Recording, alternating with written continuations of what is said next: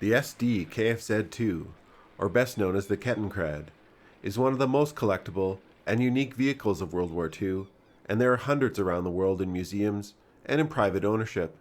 This is a vehicle very iconic to the German army in World War II, and always stands out on film. So let's take a closer look at this exceptional tracked vehicle, using some of the movies and games it's featured in. Disperse, you know what to do. Robin, get on the rabbit. Yes, sir. Up and get some cover. Right. Check the dead. Now listen, Henderson, lock and load. Buddy, check your ammo. Kettenkrad, as always, is a shortened version of a longer German title, that being the Kleines Kettenkrad, which loosely translates to light tracked motorcycle. They were designed to be a highly mobile gun tractor, and were produced right at the start of the war in 1939, and were well liked. Mass production started in 1941, and almost 9,000 of them were produced. They were even produced after the war, up until 1948, as a multi-purpose vehicle used for agricultural purposes. I'm going to kill that man unless somebody tells me where the wine is. Though all nations had dedicated motorcycles in World War II, including Germany, this vehicle is less related to a motorcycle and best viewed as a sort of high-speed tractor.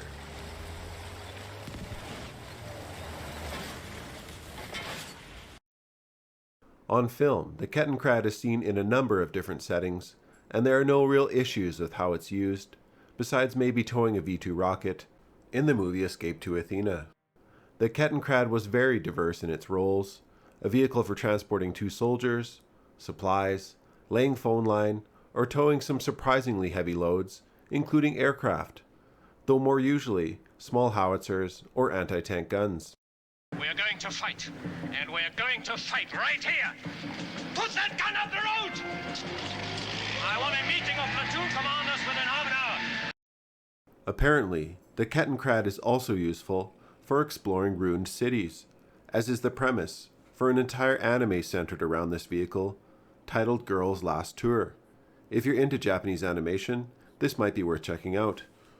The original concept for the Kettenkrad was an easy-to-transport gun tractor.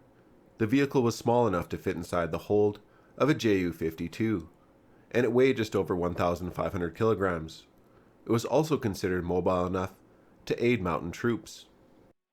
It was fortunate for the German army building the Kettenkrad for these purposes, because by the time they invaded the Soviet Union, these vehicles would find themselves highly utilized on the Eastern Front, proving themselves capable in the mud and snow.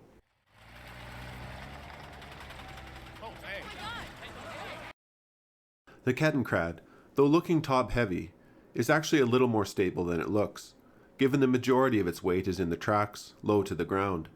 Steering can be done by the front wheel, but it had a clever hydraulic system that can engage the braking of a single track for sharp turns, so the vehicle could be steered by either the tracks or the motorcycle wheel.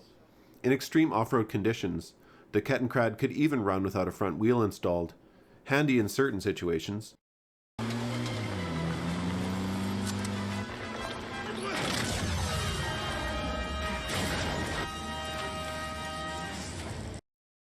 The Kettenkrad track system was a scaled-down version of the system you would see on larger German half-tracks and tanks, an overcomplicated, overlapping design that required frequent maintenance.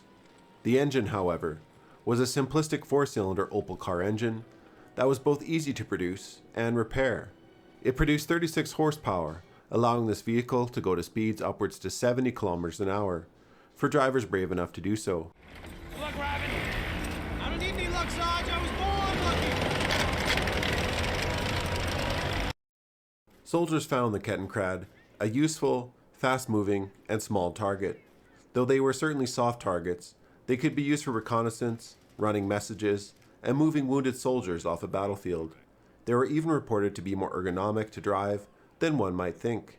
Overall, these were an innovative success, and in a way, the first military ATV. Alright, I'm Johnny. Thanks for watching this quick brief on the Kettenkrad. Feel free to add any opinions or information you want to share on this unique vehicle in the comment section below, and have a nice day. This is how we say goodbye in Germany, Dr. Jones. Oh!